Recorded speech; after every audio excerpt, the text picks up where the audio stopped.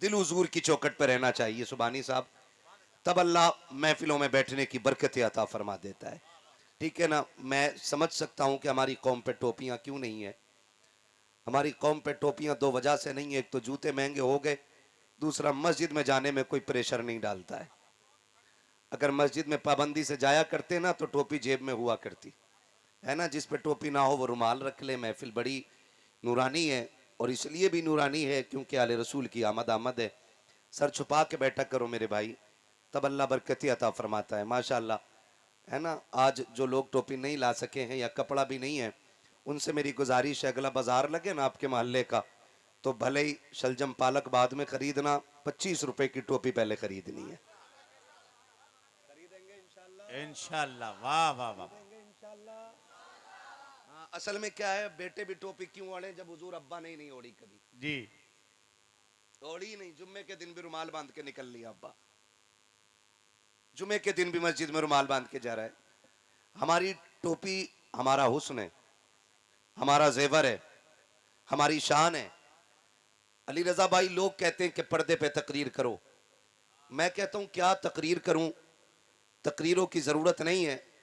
अगर नौजवान टोपियां ओढ़ना शुरू कर दें तो बेटियां दुपट्टे ओढ़ना शुरू कर देंगी। जब से हमने टोपियां उतार दी, हमारी बेटियों ने दुपट्टे उतार दिए। घर में अल्लामा होना काफी नहीं है, घर में फहामा होना काफी नहीं है, घर में मुहद्दिस होना काफी नहीं है, घर में मुफस्सिर होना काफी नहीं है, घर में मंतकी और फलसफी होना काफी नहीं है। घर के अंदर मोहम्मद का गुलाम होना सबसे ज्यादा जरूरी है।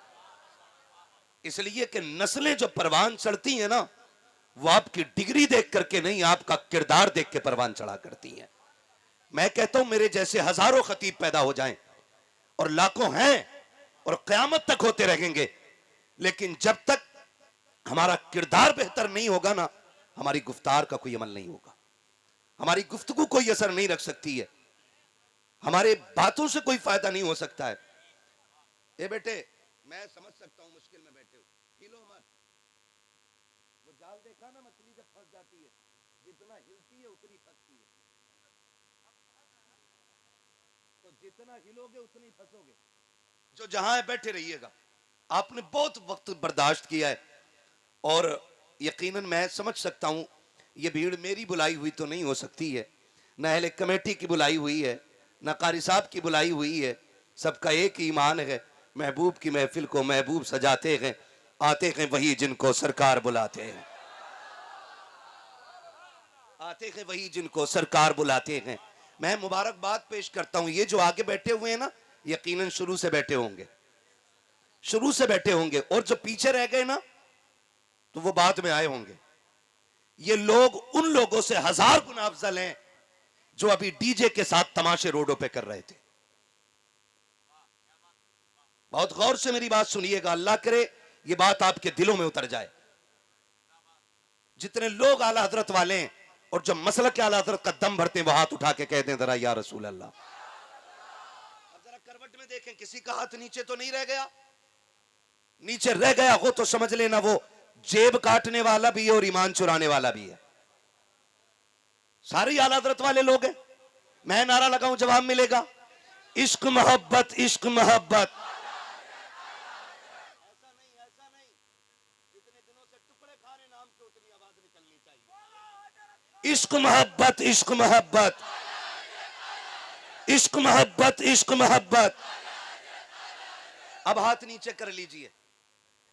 हम नौजवानों बहुत गौर से मेरी बात सुनिएगा, मुझे नहीं मतलब है आइंदा आप कौन सा तमाशा करेंगे, आइंदा आप क्या करेंगे, चूंकि आज ये उर्स मुकद्दस की महफिल भी है।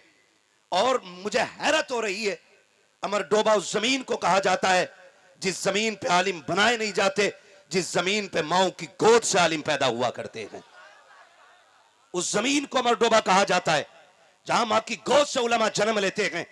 लेकिन आज हैरत की इंतहा न रही, जब तुम्हें अपने घर में पैदा होने वाले उलमा की इज्जत और न उनकी गैरत का ख्याल तक नहीं आया, तो मसलक के आला हजरत का ख्याल कितना करते होगे। तकलीफ होती है, हम गलती करते हैं, बदनाम मसलक के आला हजरत होता है, हरकतें हमारी होती हैं, जवाब बरेली वालों को देना पड़ता है। मैं पूछना चाहता हूं, हम अभी गुजर करके आए, जुलूस के नाम पे डीजे बजा, कौन सी बदतमीजी उस डीजे के आगे नहीं हो रही थी। क्या नाचा नहीं जा रहा था? क्या कूदा नहीं जा रहा था? आज उर्से रोशन शाह बाबा है। मैं पूछना चाहता हूं, चल साहिब मजार के पास, अगर अल्लाह इजाजत देता मैं उनको मजार से बाहर बुलाता और तेरे हाथ में हाथ दे के पूछता, इनसे पूछ तो सकी इनका मजार क्यों बन गया है? क्या इन्होंने जिंदगी भर डीजे बजाया था, या इन्होंने तमाशे किए थे, या इन्होंने डीजे के आगे डांस किया था, या फुव्वारे चलाए थे, या स्प्रे कर करके शरीयत का मजाक उड़ाया गया था? अगर खुदा इजाजत देता। बेटियों की इज्जत महफूज की है। जमीन पे सबसे अच्छी जगह को मस्जिद कहा जाता है, सबसे बड़ी इबादत को नमाज कहा जाता है। नमाज के लिए औरत को मस्जिद में जाने की इजाजत क्यों नहीं? उलमा बताएंगे इसलिए इजाजत नहीं है ताकि इनकी इज्जतें महफूज रह सके। माना कि मस्जिद है, नमाज इबादत है, लेकिन जो मर्द और गैर महरम औरतें और मर्दों का इख्तिलात होगा उससे फितनों के शुबहात पैदा होंगे। हो सकता है किसी की बेटी की इज्जत पे आंच आ जाए, हो सकता है किसी की बेटी की इज्जत पे किसी का हाथ लग जाए। इसलिए इस्लाम इजाजत नहीं देता है कि कोई औरत मस्जिद में जाके नमाज जैसी इबादत अदा करे। अगर इस्लाम किसी बेटी को नमाज के लिए मस्जिद में जाने की इजाजत नहीं देता तो जाओ बेटियों से जाके पूछो, तुम अल्लामा की बेटी हो, मजदूर की बेटी हो, किसान की बेटी हो, ये अपनी जगह है। जो इस्लाम बेटी को मस्जिद की इजाजत नहीं देता वो इस्लाम बेटी को मेले मजार की इजाजत कैसे दे सकता है? बताओ। और नहीं दे सकता तो रोको। सिर्फ मौलवियों के सर सेहरा नहीं है कि हमारी बेटियों को ये रोके। बेटी मेरी हो, पहरे देने के लिए यहाँ है मेरे दरवाजे पे। रब ने हमें मर्द बनाया है और इज्जत का रखवाला बनाया है। इज्जत का रखवाला बनाया। हर भाई की जिम्मेदारी है वो बेटियों को घर से बाहर ना निकलने दे। है? अजीब। वो देखा मैंने अभी, वो क्या सिर पे बांध के जलाए घूम रही, जल रहा था वो। हाँ जी, तुम्हें पता होगा वो क्या था। मैं देख के मैं तो हैरत में था कि ये बिजली घर किधर चला। कंडीशन देखे हमारी। नकाब किस लिए था? बोले जोर से, सारे बोले पर्दे के लिए। और ये जो लाइट जला के रखी है ये किसके लिए? नहीं, ये अंधों के लिए। जो इन्हें नहीं देख रहे थे वो भी इन्हें टिपे। एक है ये बिजली घर किधर। माफ कीजिएगा, आज नकाब की कीमत 2500 से लेकर 18,000 तक, लेकिन इज्जतें महफूज नहीं। कल की औरतों के बदन पे लगने वाली चादरों में पैबंद 17 थे, लेकिन बेइज्जती का एक भी दाग नहीं था। आज नकाब तो साफ है लेकिन दामन दागदार है। क्या करोगे ऐसे नकाब का जो बेटियों को इज्जत की बजाय जिल्लत की तरफ धकेल दे? मैं पूछना चाहता हूं, यूं ही जन्नत मिल जाएगी? यूं ही जन्नत मिल जाएगी? ये जो तुम्हें 16 बेटे दिख रहे हैं ना, ये इन्होंने बेगैरत माओं का दूध नहीं पिया होगा। इसलिए कि अल्लाह जिन्हें कुरान देता है ना, वो कुरान वाले बेगैरत माओं की गोद में नहीं बल्कि गैरत वाली माओं की गोद में आया करते हैं। ये याद रखिएगा, मैं खुल के बात कर रहा हूं। मेरा उसूल है, मैं आईना को दिखाऊंगा दाग चेहरे के, जिसे खराब लगे सामने से हट जाए, मसला ही कोई नहीं। हाँ, नकाब और बेपर्दगी। तुम्हें एक बात बताऊं, आज फिलिस्तीन को देख करके लोग मुसलमान हो रहे। अभी आग लगी थी अमेरिका में, आग लगी थी। कैसे लगी थी? चिड़िया ने लगाई थी। यही कहेगी दुनिया, चिड़िया ने लगाई थी। मैं कहता हूं खुदा की कसम, ये जो आग लगी थी ये मजलूमों के आंसुओं ने लगाई थी, चिड़ियों ने नहीं। मजलूमों के आंसुओं से लगी थी ये आवाज। लेकिन मैं सलाम करता हूं फिलिस्तीन की उन बहनों को जिससे इंटरव्यू में किसी ने पूछा था कि तुम नकाब कब तक पहनती हो, कितना पहनती हो? उसने कहा था मैं सोती भी हूं तो नकाब पहन के सोती हूं। कहा क्यों? कि पता नहीं कब इजराइल का बम आए, हमारी इमारत पे गिरे और हम उस मलबे तले दब के मर जाएं, हमें नहीं मालूम है। नकाब इसलिए पहनते हैं ताकि अगर हम मर भी जाएं दब के, लोग हमारी लाश निकालें तो हमारी लाश बेपर्दा नजर नहीं आनी चाहिए। ये वो गैरत वाली बेटियां हैं जिन्होंने उन लालों को जन्म दिया कि जो मर तो गए लेकिन कुफ्र के आगे घुटने नहीं टेके। आज ना जरा सी बात पे दलाली मार जाता, 500 रुपए थाने और लालच दे दे तो सब बता दे उसके घर चक्कू रखा और तकिए के नीचे रखा। इधर से जाओगे तो कूद के भाग जाएगा, उधर से आना। क्यों? 500 रुपए की लानत मिल रही है। और वो लोग, उन लोगों का किरदार देख के लोग मुसलमान हो रहे हैं।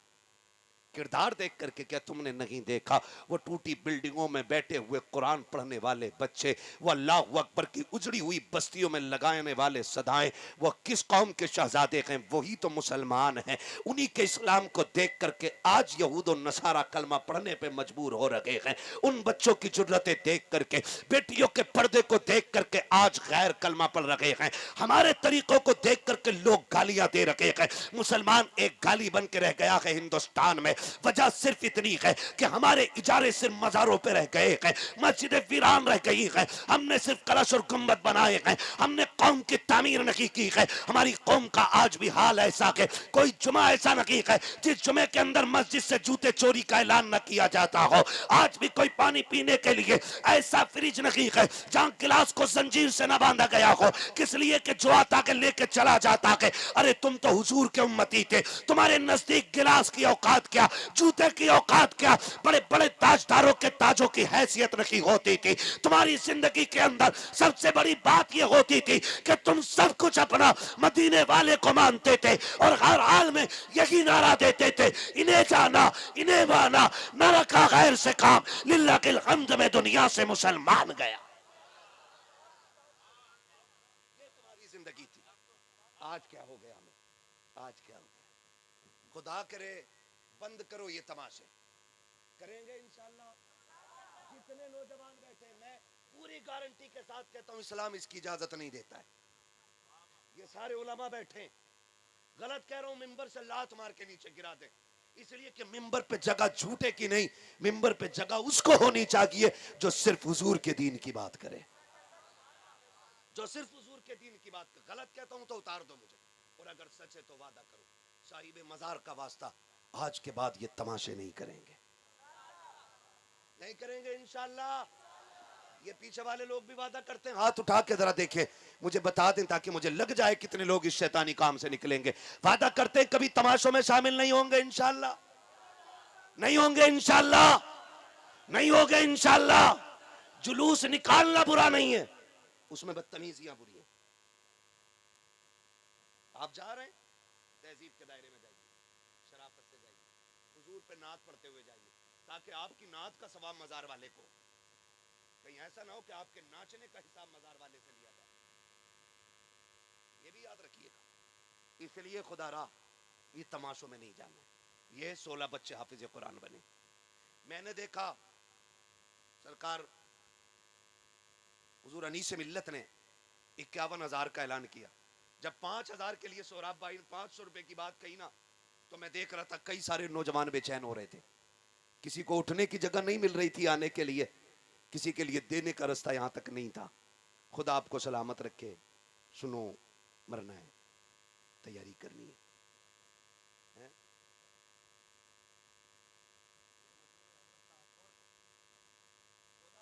बहुत हो गया और अभी इतना ही होगा इंशाल्लाह। मैं हजरत को मैंने देखा ना, उन्होंने कहा हमारे सोहराब भाई ने कि अगर हुजूर के बेटे की तरफ से आगाज हो जाए तो फिर बरकत ही हो जाए।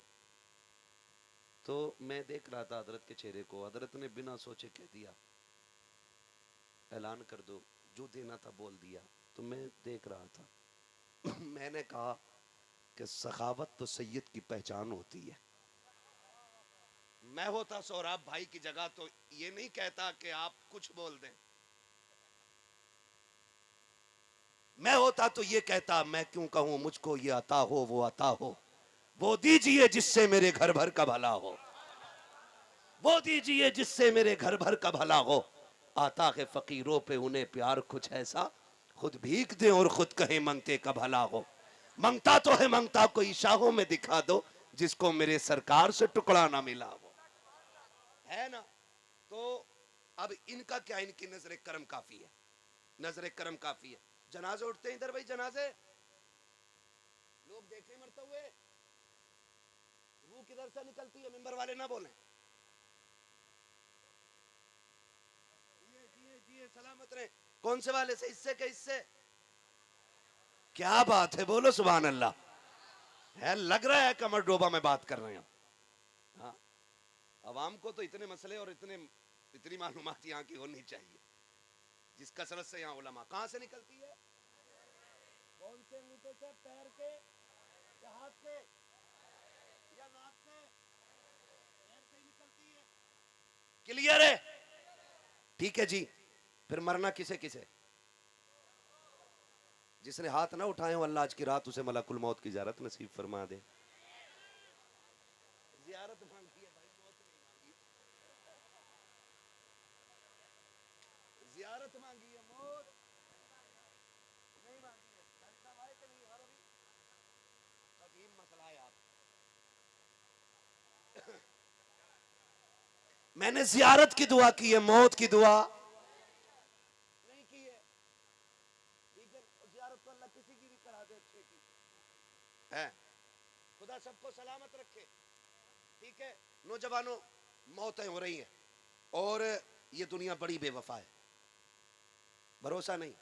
मैं कहता हूं मुझे अपने दादा की कब्र पे जाने का वक्त नहीं मिलता। मैं क्या उम्मीद रखूं कि मेरी औलाद मेरी कब्र के चक्कर काटेगी? हम लोग इतने मसरूफ हैं कि हमें कब्रिस्तान जाने की फुर्सत नहीं। आने वाली नस्लें तो और ज्यादा मसरूफ होंगी। माफ कीजिएगा, साल भर नहीं गुजरता अब्बा के इंतकाल को कंधा पकड़ के कह रहा है, यार ताऊ तुम्हें तो पता ही होगा अब्बा किधर रखे गए थे। इधर तो थे, क्या नहीं पगले उधर थे। सगे बेटे को बाप की कब्र याद नहीं रहती, हमारे बेटों को हमारी कब्रें याद रहेंगी? याद रखिएगा, बाप मर जाता है ना तो औलाद उसकी दौलत को उसकी दौलत नहीं समझती, माले गनीमत समझती है। और 5-5 हजार के लिए भाई भाई के कत्ल पे उतर आते। एक दुकान का बंटवारा खानदान को तहस नहस कर देता। मैं आगे गाड़ी ले गया था थोड़ी सी, तो मैंने तख्ती लगी थी कि ये जमीन रपड़े की है, क्या ऐसी विवादित है, ये जमीन ये प्लाट विवादित है। मैं उसे देख रहा था और सोच रहा था भैये भैये लड़ रहे होंगे, मैं तो आऊंगा नहीं आपकी जमीन पे कब्जा करने। फिर मुझे मिल गए कारी साहब पीछे से पहुंच के। मैंने कहा जमीन का रेट कितना है यहाँ? कहने लगे 3 करोड़। तो मैंने कहा फिर तो झगड़ा बनता है ना। तो वहां पे लिखा था साहब, अभी आपके अमरडोबा की बात कर रहा हूं, कि ये प्लाट विवादित है, यानी कोई खरीदे ना, झगड़े का है, रातों रात बिक ना जाए। तख्ती लगा दी गई, बाप की जायदाद में होने वाले झगड़े हमारे बेटे करेंगे। मौलाए कायनात मौला अली कब्रिस्तान से गुजर रहे, आपने सलाम किया, अस्सलाम वालेकुम या अहल कबूर। जवाब आया वालेकुम सलाम या अमीर अल मोमिनीन। आप फरमाते खैर है? कहने लगे अली हमारी ना पूछो, ये बताओ जो हमने कमाया था उसका क्या बना है? हजरत अली फरमाते जो तू कमा के छोड़ आया था तेरी औलाद ने उसे टुकड़ों में बांट दिया। मेरे दोस्तों का क्या हुआ? का कोई फर्क नहीं पड़ा, तू मरा उसने नए दोस्त बना लिए। बीवी का उसने दूसरा शोहर कर लिया। का वो जो कहते थे तेरे बगैर जिएंगे नहीं, का उन्हें तुम्हारी याद तक नहीं आ रही। फिर चीख मारी।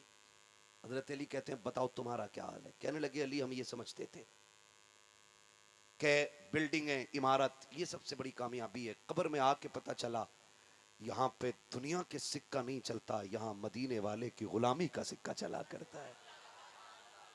हुजूर की गुलामी का सिक्का कब्र में चलता है। अली जाके कह दो जो बाहर रह गए हैं तैयारी करके आए, खाली हाथ ना आए। बता तेरी मेरी क्या तैयारी है? जिंदगी इतनी तेज नहीं दौड़ रही जितनी तेज मौत हमारे पीछे से दौड़ रही है। हजरत अली से किसी ने कहा था अली इतने मुखालिफ हैं तुम्हारे, बॉडीगार्ड रख लो। मुहाफिज रख लो, एक दस्ता रख लो। फरमाने लगे जब तक मौत का वक्त नहीं आया ना तो मौत खुद मेरी हिफाजत करेगी, और जब वक्त आ जाएगा ना तो फिर कोई माई का लाल मेरी एक सांस बचा नहीं सकता है। मौत पर हक है, मरना है। और मेरे भाई तैयारी कितनी है, तैयारी कितनी है कोई तैयारी? हमारा मिजाज है, अब्बा मरा, मार्केट गए, कफन और कुरान की पेटी हदिया करी और लिखवा दिया, बराए ईसा अलैहिस्सलाम, ईसा अलैहिस्सलाम मरहूम अब्दुल गफ्फार, किसी का नाम हो तो बुरा न माने।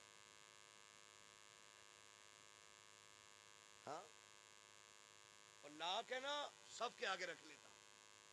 3 दिन आएगा, तीजे तक नमाज पढ़ने, कोनी मार के खैरिया।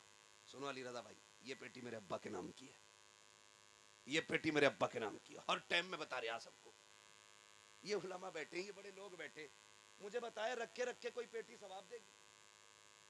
बोलो, सवाब देगी कोई पेटी? इतनी पेटियां हो गई कि हजरत मुसल्ले पीछे सरक गए, मेहराब में पेटियां आ गई कुरान की, और जिसे देखो ले पेटी दे पेटी, ले पेटी दे पेटी, लाइन लगाते चले जा रहे हैं पेटियों की। ओ भाई, कुरान वो किताब है कि जो मरने के बाद हमारी शफाअत करने का हक रखता है। अगर ये शफाअत का हक रखता है ना तो ये शिकायत का हक भी रखता है। कितनी पेटियां मस्जिदों में रखी हैं, कोई पढ़ने वाला नहीं आया। कितनी पेटियां खोल के देखो ना तो खुदा की कसम उनको दीमक लग गई है, दीमक पारे खा रही है। हमारी कौम को कुरान पढ़ने का वक्त नहीं है। दिन में 70 मरतबा फेसबुक खोल के चेक करते हो, एक मरतबा घर में रखा हुआ कुरान नहीं खोला जाता। मुझे तो हैरत होती है, एक घर के अंदर 5 मेंबर होते हैं तो 10 मोबाइल हुआ करते हैं, लेकिन कुरान सिर्फ एक होता है, दूसरा कुरान नहीं होता है। घर के अंदर 6 मोबाइल हैं, 5 मेंबरों के पास 6 मोबाइल हैं, एक मोबाइल को फुर्सत नहीं है, लेकिन 5 मेंबरों की हवेली में रखा हुआ एक कुरान है जिसे खोलने की फुर्सत नहीं मिल रही है। कौन सा चेहरा लेकर के जाओगे महबूबे दावर के सामने? मुझे बता तो सकी। हमारे बेटे की शादी होती है तो हमारे डीजे ढोलक खूब रहा करते हैं, खूब जमा करके गीत हुआ करते हैं। बेटियां रुखसत होती हैं तो तमाशे याद रहा करते हैं, लेकिन जब बेटियों के नाम, बेटियों के लिए जहेज के नाम पे देने की बारी आती है, सबसे पहले कुरान उठा करके घर से निकाला जाता है कि जहेज को सबसे पहले निकाला जाए। हाथ जोड़ के तुमसे पूछना चाहता हूं, और मेरे भाई जरा बता तो सकी, कुरान क्या सिर्फ मैयतों के लिए आया था? कुरान क्या सिर्फ जनाजों के लिए आया था? कुरान क्या सिर्फ ईसाले सवाब के लिए आया था? कुरान क्या सिर्फ भूत भगाने के लिए आया था? कुरान क्या सिर्फ लोगों के इलाज के लिए आया था? नहीं, खुदा की कसम, कुरान लोगों को मरने का तरीका देने आया था, कुरान जीने का सलीका देने के लिए आया। आज हमारे पास कुरान है लेकिन पढ़े जाने का वक्त नहीं। अल्लाह तौफीक दे, तैयारी करें। खड़े रहो भाई, ये धक्का ना दो, धक्का ना दो मेरे लाल, धक्का ना दो। हुजूर की महफिल है, हुजूर की महफिल है। अगर कोनी लग गई तो धक्का दे के यार नाराज ना करें हैं। अगर दिल में जगह नहीं तो फिर महफिल की जगह से नतीजा क्या निकलेगा? कोई नहीं निकलेगा। अच्छा, ये बच्चे कितने रहते हैं यहाँ मदरसे में? कारी साहब से तो उम्मीद नहीं कि वो आएंगे। कितने बच्चे पढ़ते हैं?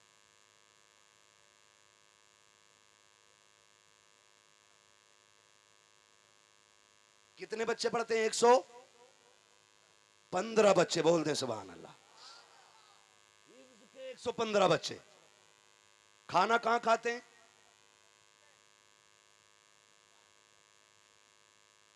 जागीर ना, जागीर यानी कुछ ऐसे हैं जो कुरान वालों को घर में खाना खिलाते। खुदा की कसम, उनके लिए कोई दुआ ना भी करे ना तो उनके खिलाए हुए लुकमे की कयामत के दिन उनकी शफात के लिए चीखेंगे। कोई ना भी कहे, कोई दुआ ना भी करे, है ना? खाना खिलाते हैं। जागीर मीन्स घरों पे, घरों पे खाना खिलाया जाता है। ए भाई, एक बार या तो खड़े होकर निबट ले या बैठ के निबट लो।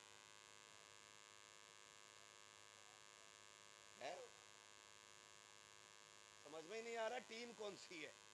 आधा खड़ा आधा बैठा है। एक बार बैठ जाओ या खड़े हो जाओ। बात में मुकम्मल करने लगा हूं, 10 मिनट बाकी रह गए, है ना? 1 घंटा हो चुका है। हुजूर सैयद साहब क़िबला बैठे हुए, आपने ये पूरी आप महफिल समाप्त कर चुके हैं। बस चंद बातें आखिर में कह रहा हूं, है ना?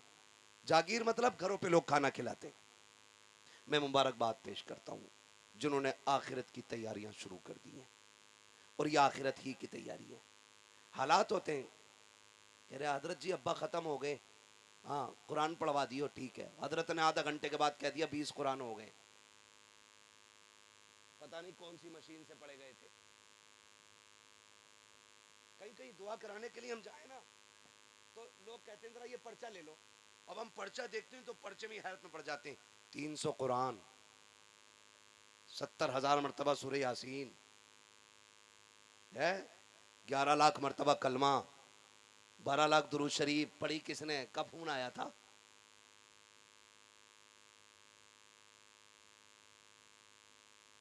भाई अपने लिए अपने बच्चे तैयार करें कुरान पढ़ने के लिए।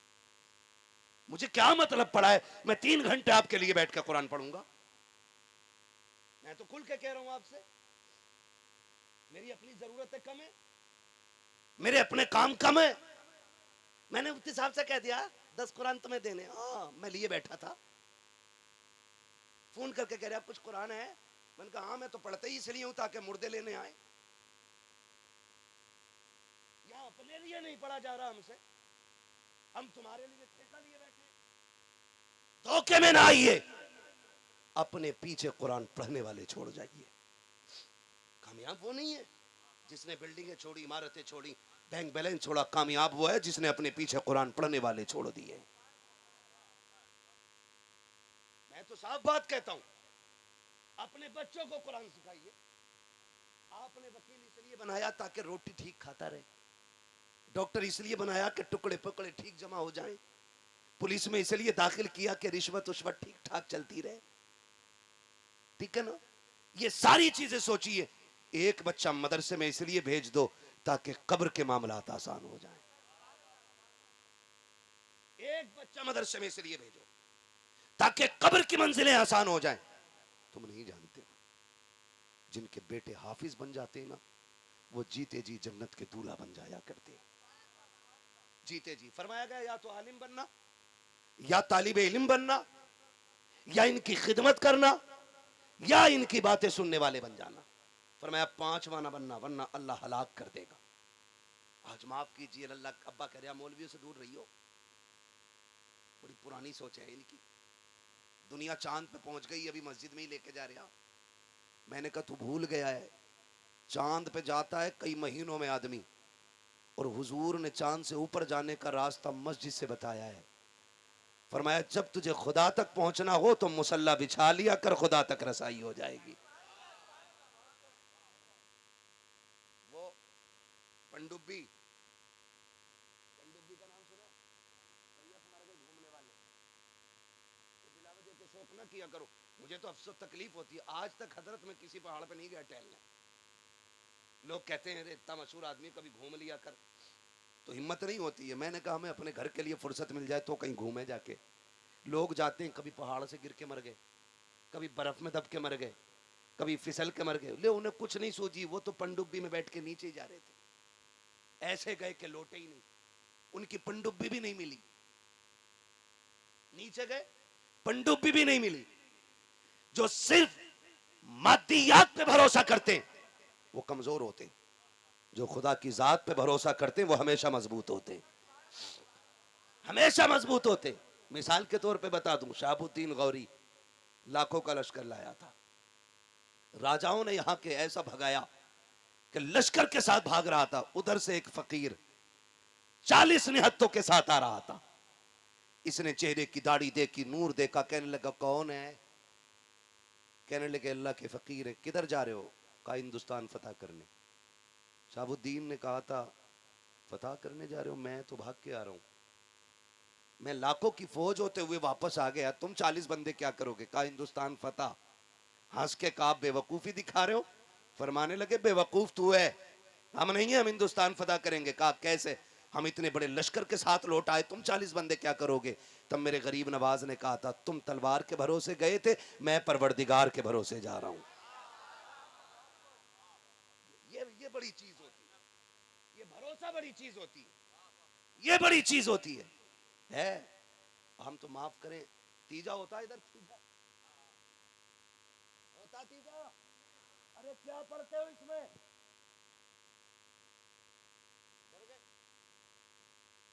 कुछ तो कॉन्फिडेंस रखो यार अपनी बात पे। कलमे शरीफ होता है पीछे में। अच्छा रह गई पारे वालों की बात, तो पारे वाले तो इसलिए आ जाते हैं ताकि चने डबल मिल जाए। कुछ जगहों पे ऐसा मसला है कि जो चने पड़ते हैं उन्हें एक मुट्ठी मिलते हैं, जो पारे पड़ते हैं उन्हें दो मुट्ठी मिलते हैं, जबकि तीजे में असल कलमे की तादाद है। कुरान की तिलावत से इनकार नहीं, उसके बाबरकत होने से इनकार नहीं, उसके मोहतरम मुअज्जम होने से इनकार नहीं। असल है तीजे की तादाद में कलमे की तादाद मुकम्मल होना, है ना। पता चला तीजे 3 बार हो गए, अब्बा बख्शा ही नहीं गया, बराबर परेशान दिख रहा काम में। कभी कह रहा पानी पिलाओ, कभी कह रहा कपड़े दो। सैयद साहब किबला से पूछा ख्वाब की ताबीर क्या, तो ये कहते हैं जरा ईसाले सवाब करो, परेशान है कब्र में। जबकि इतनी बड़ी खुशखबरी मिली है कि कलमे शरीफ की जो तादाद फरमाई गई है, फरमाया ये पढ़ के बख्श दो तो अल्लाह मरहूम की मगफिरत फरमा देता है। लेकिन यहाँ 3 लाख बार कलमा हो गया, बंदा बख्शा ही नहीं गया अभी तक।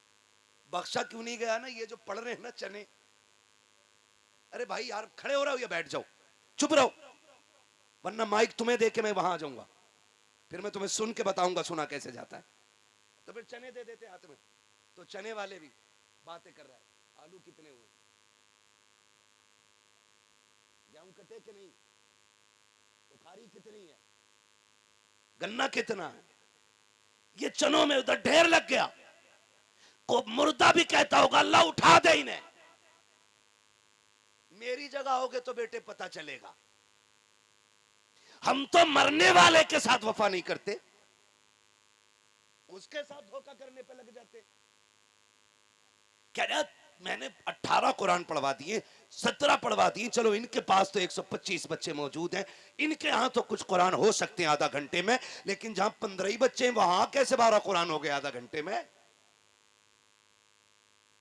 इसलिए अपने पीछे कुरान वाले छोड़ो, अपने पीछे। ये सर का ताज है, ये जनाजे में हमारे कदम रखें तो हम बख्शे बख्शाए हैं, ये अपनी जगह है।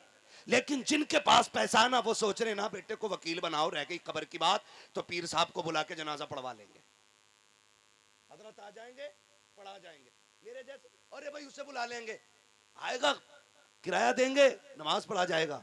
सुन भाई 1 लाख भी देगा ना तू मुझे, 1 लाख भी देगा तो मेरे लिए तेरा दर्द उतना नहीं होगा जितना तेरा दर्द तेरे बेटे के सीने में होगा। तेरे बाप का दर्द मेरे सीने में उतना नहीं होगा जितना बाप का दर्द बेटे के सीने में होगा।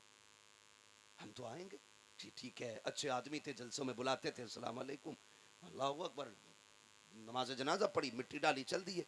लेकिन उसके बरक्स अगर तुमने बेटों को कुरान पढ़ा लिया, हाफिज दीन आपने हाफिज कुरान बच्चों को अगर बना लिया है, अगर जनाजे में बाप लेटा होगा, मुसल्ले पे बेटा खड़ा होगा, उस वक्त बेटे को ख्याल आता होगा अब्बा तू वही है ना जिसने पूरी जिंदगी मजदूरियां की, मुझे कुरान के लिए वक्फ कर दिया था। इनके चेहरे देखो, एक नौजवान ऐसा नहीं जो रोज के 500 रुपए न कमा सके। उन बापों को सलाम करता हूं जिन्होंने बेटों को कुरान के लिए वक्फ किया और ये ऐलान किया बेटे तुम्हें पढ़ना है, हम और तुम्हारे हिस्से की मजदूरी कर लेंगे, तुम्हारे हिस्से की हम मेहनतें करेंगे, लेकिन तुम्हें कुरान की दौलत हासिल करनी है। ये कह के बच्चे घरों से बापों ने निकाल दिए और इन बापों को मुबारकबाद है कि रब ने ऐसे बेटे अता किए हैं। किसी का बेटा परदेश से आता है तो कोई बाप के लिए कंबल लेके आता है, कोई सूटकेस लेके आता है, कोई कीमती घड़ी लेके आता है। परदेश से आने वाला कोई बाप के लिए कीमती मोबाइल लेके आता है। तुम मुबारकबाद के मुस्तहिक हो, तुम्हारे बेटे न मोबाइल लेके जा रहे हैं, न कंबल लेके जा रहे हैं, न कीमती घड़ी लेके जा रहे हैं, बल्कि जब सुबह होगी ये इदारे से तुम्हारे लिए जन्नत का टिकट लेके घर की तरफ आए, ये जन्नत का टिकट लेके आएंगे। हाँ ऐसे बेटे तैयार करो जो तुम्हारे पीछे खड़े होके तुम्हारे लिए हाथ उठाएं।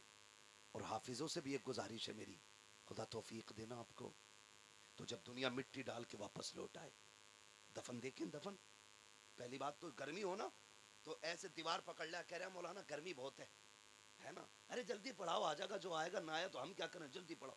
इतनी फुर्सत नहीं हमें, जो दावत के लिए 1.5 घंटा हमारी बैठक में बैठा रहता था ना, वो हमारे दफन के लिए 5 मिनट नहीं रुकता है, 5 मिनट नहीं रुकता हमारी बैठक पे, 1.5 घंटा बैठा रहेगा कि जब फिराई तैयार हो जाएगी तभी खिला दियो। रसमलाई के लिए 3 घंटे बैठा रहेगा। हाँ जी जी तो कुछ नहीं, अच्छा ठीक है, अच्छे आदमी हो, रसमलाई बहुत अच्छी थी।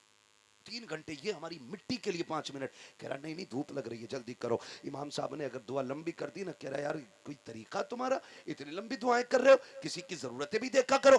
ये इतनी बेवफा कौम है, मिट्टी दे करके तुझे 2 मिनट नहीं लगेगी। तेरे अपने भी कहते हैं जल्दी करो, बिरयानी देखो, प्लेटें देखो, मेहमान की तरह उन्हें बैठाया जाए, 5 मिनट नहीं लगते हैं, मिट्टी डाल के फुर हो जाते हैं। कोई तेरी कब्र पे रुकने वाला नहीं है। मैं हाफिजों से हाथ जोड़ के कहता हूँ, सुनो तुम्हें जो कुरान दिया गया है इसलिए नहीं पढ़ाया गया है कि तुम इसके लिए जरिए दुनिया हासिल करो। इसलिए कुरान तुम्हारे बाप ने तुम्हारे सीनों में नहीं उतरवाया है कि तुम इसके जरिए दुनिया में माँ बाप को भूल जाओ। खुदा के वास्ते अगर बाप का जनाजा उठ जाए और दुनिया जब मिट्टी ढाल के वापस आ जाए, तुम्हारी ड्यूटी ये बनती है बाप की कब्र पे बैठो, चंद मिनट उससे बातें करो, उससे कहो अब्बा तूने दी थी मोहलत, हम पूरी जिंदगी कुरान में लगे रखे, मगर मेरे बाप तो इतना मसरूफ था, जब हम पढ़ते रहे तू हमारी जिम्मेदारियां उठाता रहा, जब हम तालीम से फारिग हुए हमें कुरान की खिदमत के लिए भेज दिया गया, लेकिन मेरे बाप तुझे इतनी फुर्सत ना मिल सकी कि तू अपने बेटे से कुरान सुन लेता।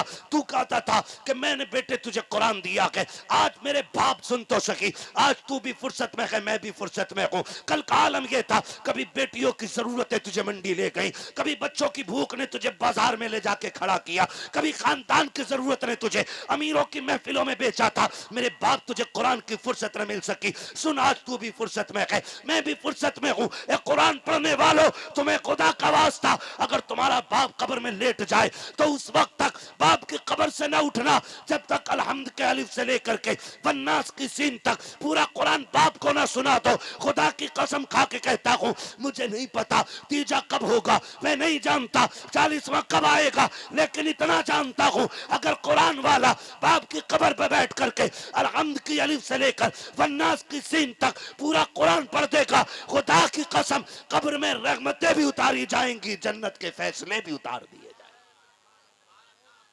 इसलिए इससे बच्चों को कुरान पढ़ाओ ताकि वो हमारी आखिरत का जरिया बने। जोर से बोलो, वरना सुन लो इमामों के साथ रवैया अच्छा नहीं है तुम्हारा। अगर इन्होंने बेवजू पढ़ा दी ना तो कह भी नहीं पाओगे भूरा दोबारा पढ़वा दिए। इनसे भी बना के रखा करो। एक इमाम की 12 महीने की तनख्वाह नहीं दी है, धड़ी काटने लगे, उसने ना कहा दे रहे हो ना दे रहे हो, दे रहे हो, उन्होंने नहीं दी, वो घर जाके खत लिख दिया, मैंने जितनी नमाजें पढ़ाई थी सारी बेवजू पढ़ाई थी, अब पढ़ना लिए घूम रहे। हमारे लिए क्या हो, मुफ्तियान इकराम ने करा दोबारा पढ़ो, कह रहे भैया डबल दे देंगे नाज, उनसे कह दो ये तहरीर वापस ले लें, फिर कुछ नहीं होता है। इसलिए तैयारी खुद करनी है, तैयारी खुद करनी है, कुरान वालों की खिदमत करें। मैं मुबारकबाद पेश करता हूं उन लोगों को जो अपने बच्चों को घर पे खाना खिलाते हैं, ऐसा नहीं है। हाँ भाई मालूम है बहुत सारी फरमाइशें थी मुझ पे, मैं शायद पहला खतीब हूँ जिस पर शायरों की तरह फरमाइशें आती हैं, ये भी सुनाना है, वो भी सुनाना है, वो भी सुनाना है, लेकिन मैं क्या सुनाऊं, मेरे दिल का जो दर्द है ना वो मुझे कुछ सुनाने नहीं देता है। मेरा उसूल है कि बस मैं जो तकलीफ होती है वो रखता हूँ। मैंने आज भी वही बातें रखी जो जरूरी समझी है ना, रह गए वाकयात का मसला तो कभी फिर सुन लिए जाएंगे। बहुत सारी फरमाइश है, लेकिन फरमाइश शजरे की भी फरमाइश थी, तो मैं शजरा बाद में पढ़ूंगा। आपको पहले मेरी एक बात माननी पड़ेगी, मानेंगे मानेंगे मानेंगे। मोबाइल की कीमत कितनी होती है? मीडियम मीडियम बताओ, मीडियम, ज्यादा बड़ा नहीं। हाँ जी ठीक है, सब ने अपनी अपनी हिसाब से बोला, क्योंकि हर रेट का मोबाइल मिलता है, उसी तरह हर तरह का बंदा मौजूद है। ठीक है, ये इदारे के लिए हजरत ने ना 51,000 दिए थे। लोग ना 4 दिन मुंबई में रह के ना सेकंड हैंड गाड़ी लाके यूपी में सेठ बनते। कह रहे कौन है जी सेठ साहब है? हमारी तो रोज ऐसे सेठों से मुलाकात होती। असल सेठ वो नहीं है कि जो सेकंड हैंड गाड़ी लेके गांव में धुआं उड़ाता घूमे। असल सेठ वो है कि जिसकी सेठगिरी कब्र में भी बाकी रहे। और ये वो लोग होंगे जिनकी दौलत सिर्फ दुनिया के लिए नहीं दीन के लिए भी होगी। दीन के लिए भी होगी। नौजवानों परदेश रहते हो, मैं समझ सकता हूं मेहनत, कितनी मेहनत से पैसा कमता है, यहां पसीना यहां टपकता है तब जाके पैसा मिलता है। इस पैसे को गलत जगह नहीं डालना है। परदेश रहते हो और फोन करके कहते हो दुआ करना दुआ करना दुआ करना, ऐसे काम कर जाओ कोई हाथ ना भी उठाए तब भी दुआएं होने लग जाया करें, दुआएं होने लग जाया करें। और सबसे बेहतर तरीका है अपनी कमाई का हिस्सा कुरान वालों पे खर्च करो। मैं आवाज दूं, सबसे पहली आवाज मेरी उस शख्स के लिए है जो पंजतन की निस्बत से 5,000 के लिए सबसे पहले खड़ा हो। मैं देखना चाहता हूं सबसे बड़ा सेठ कौन है जो पंजतन के नाम पे 5,000 के लिए पहले खड़ा होता है कोई इतनी बड़ी महफिल में? है कोई? देखो भाई, अब सेठों के चेहरे देखो, क्या बात है, सलामत रहे। देखो भरे समंदर सूखते नहीं, देने वाले कभी चूकते नहीं। ऐसे क्यों देख रहे हो? बाबले गांव में ऊंट थोड़ी आया है। माशाल्लाह, हाफिज नौशाद साहब के भाई हैं, उनकी तरफ से 5,000 का ऐलान पंजतन की निस्बत से। मैं नारा लगाता हूं, आप जवाब ही दे दें, नारे हैदरी। क्या बात है, कितने हजरत? 5,000 रुपए। हमारे देखो खानदान से पैसे आए हैं, लेकिन पहला पैसा आपके खानदान से आया है। तो मौलाना शफीक यार अलवी साहिब क़िबला, इन्होंने 5,000 रुपए पंजतन की निस्बत से दिए। अल्लाह ताला कबूल फरमाए। है भाई और कोई बंदा पंजतन की निस्बत से खड़ा होने वाला? मुझे ऊपर जाना, नीचे नहीं आना है। पंजतन से इसके सदके में फिर मैं गरीब नवाज की छठी का सदका आपसे मांगता हूं। है कोई 6,000 का ऐलान करने वाला बंदा? जल्दी जल्दी बोलियां पूरी हो जाए, फिर शजरा हो जाए। कैसे कैसे सेठ बैठे हमारी महफिल में, गरीब नवाज की निस्बत से 6,000 का ऐलान। कोई है बंदा? अब देखो एक दूसरे का मुंह, अब नहीं देखो, कोई देगा तो फिर सब देखेंगे। यहां क्या देख रहे हो मेरे लाल? मैदान महशर में देखना, लोग उसे ही देखेंगे। हाँ, है कोई भाई छठी की निस्बत से ऐलान करने वाला? है कोई बंदा?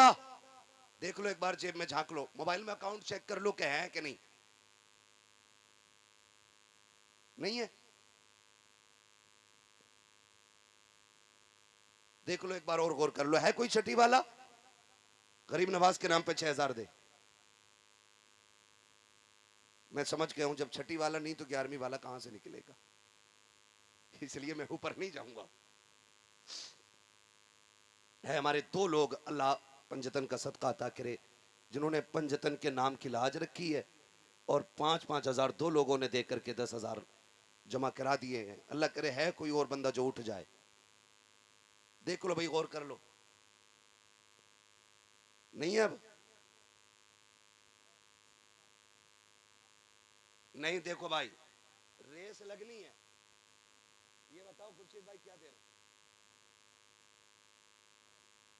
क्या बात है, सुनाने अपनी बर्बादी के अफसाने कहां जाते, तेरा दर छोड़कर ख्वाजा ये दीवाने कहां जाते। हमेशा भीख हमने तो इसी चौखट से पाई है, हम अपना दामन उम्मीद फैलाने कहां जाते। हाँ भाई, जो मदरसों को नहीं देगा उसका पैसा मुकदमे में लगेगा, उसका पैसा हॉस्पिटल में लगेगा, उसका पैसा तलाकनामों पे लगेगा, उसका पैसा ऑपरेशन में लगेगा, उसका पैसा ब्रेन हेमरेज में लगेगा, और जो पैसा मदरसे में लगेगा वो दुनिया की आफत से बचा रखेगा। इस्तिताअत होते हुए नहीं बचाना है हमें। अगर नहीं है तो हैसियत के मुताबिक। भाई खुर्शीद साहब ने गरीब नवाज की छठी की निस्बत से 6,000 का ऐलान किया, बोल दो सुभान अल्लाह। हमारे एक भाई ने 500 रुपए पेश किए पंजतन की निस्बत से। है कोई उन नौजवान उठे 500 लेकर के? पुड़ियां कितनी खा लेते हो, मसाले कितने खा लेते हो, सुबह से शाम तक हाथ मार देते हो ना। क्या बात है, क्या बात है, अरब की जमीन से 6,000 आ गए। सुभान अल्लाह ही कह दो यार। हाँ, अगर ये मदरसे को आ रहा है, इससे भी चिड़ हो रही है, तो भाई ये लेके चले जाओ। हमारा इस्लाम कहता है या तो ज़कात दो या ज़कात लो। किधर हो? लेने वाले में हो कि देने वालों में? ठीक है ना। सऊदीया से हमारे एक भाई ने कितने भाई 6,000 रुपए दिए पंजतन की निस्बत, गरीब नवाज की छठी की निस्बत से। माशाल्लाह, अल्लाह उनको परदेश में सलामत रखे, उनकी उम्र में बरकत अता फरमाए। मेरे भाई ने ये जो भी दिया अल्लाह कबूल फरमाए। है कोई और बंदा? उठे, उठो जल्दी से। मैं सबकी जेबों में हाथ डलवा दूं ऐसे ही? मैं तमाशे वाली बात नहीं कर रहा कि जेब में हाथ डाल लो, जो है वो निकाल दो, वरना सांप काट लेगा रात को। ठीक है ना? देखो, ठीक है, हर जगह पैसा खर्च करते हो आप, लेकिन जहां जरूरी है वहां करना चाहिए। ये इदारा ना हमें हमारी कब्र का इंतजाम दे रहा है, जनाजे इनको पढ़ने, हमारे कुरान खानियां इनको करनी है हमारी, तो हम इस जमात के लिए खड़े नहीं होंगे तो किसके लिए खड़े होंगे? गैरत की बात है, इतनी बड़ी आबादी में, और मदरसा मस्जिद के हुजरों में चल रहे, और 16 बच्चे हाफिज कुरान बन रहे हैं। 2000 रुपए, क्या नाम मेरे भाई का? शाह आलम भाई, 2000 रुपए का ऐलान किया है, माशाल्लाह, खुदा सलामत रखे। ऐसे मुड़ के न देखो, लोग देते भी नहीं है, है? किसी ने 500 रुपए पेश किए, सुभान अल्लाह। उठो यार नौजवानों, हुजूर के लिए उठो। अगर हम दीन के लिए नहीं करेंगे तो फिर कौन करेगा? खुदा सलामत रखे, माशाल्लाह। उम्मीद करता हूं ये पंजतन की निस्बत से आरा पट्टी के गुड्डू भाई, उन्होंने 5000 रुपए पेश किए हैं, माशाल्लाह। बोल दो सुभान अल्लाह, तुम खाली सुभान अल्लाह ही बोल दो।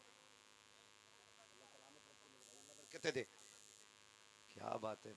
देखो, डॉक्टर इकबाल ने कहा था, उकाबी रूह जब बेदार होती है जवानों में, नजर आती है उनको अपनी मंजिल आसमानों में। ये हुजूर के गुलाम है, अगर देने पे आ जाए ना तो रास्ते तंग पड़ जाते, रास्ते तंग। देने वाले बेकरार खड़े, मुझे दिख रहा है रास्ता नहीं है।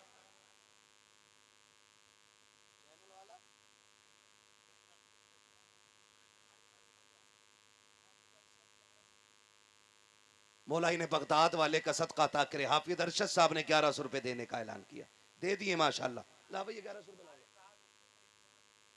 ये सब उठा के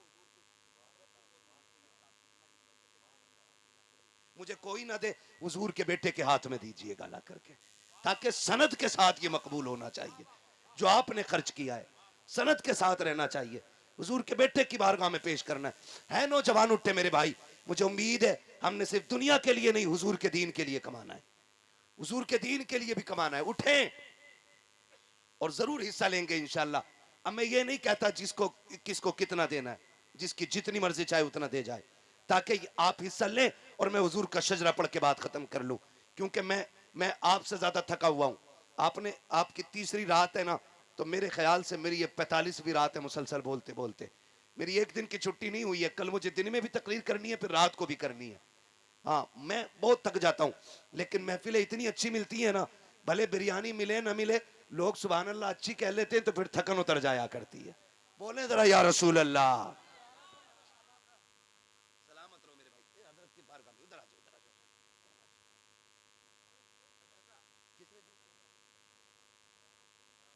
शादाब भाई ने 1100 रुपए। अब थोड़ा सी जगह बना लो भाई, थोड़ी जगह बना लो, ये हुजूर के गुलाम आ रहे हैं, दीन के लिए उठे, दीन के लिए। दुनिया हैरत में है यार, लोग भीड़ इकट्ठा करने के लिए 500 रुपए देते और एक टिफिन देते खाने के लिए। क्या बात है। देखो, जो दे वही उठे। ये बात भी खुर्शीद भाई बताएं, ये कारी साहब बताएं, तभी पता चलेगी। आप बोले ना, है मस्जिद है, औरतें जाती मस्जिद में कि मर्द जाते हैं? सारे बोले, पीछे वाले भी बोले, कौन जाता है? मर्द जाते हैं, एक टाइम में भी नहीं, यहाँ एक टाइम में भी नहीं जाती औरतें। डर के क्यों बोल रहे हो? मेरे यहाँ कौन सी जाती है? फजर में, जोहर में, इशा में, किसी में नहीं जाती। फिर जुमे में, अरे यार जुमा तो बहुत बड़ा दिन है ना, इसमें भी नहीं जाती। ईद के दिन, अच्छा, बकरा ईद वो तो 3 दिन की ईद होती, उसमें भी क्यों है? जाती है? बोले जरा, क्यों नहीं जाती है? मुझसे ना पूछो, इन उलमा से पूछो, सादात से पूछो, इन बुजुर्गों से पूछो, ये बताएंगे। हुजूर ने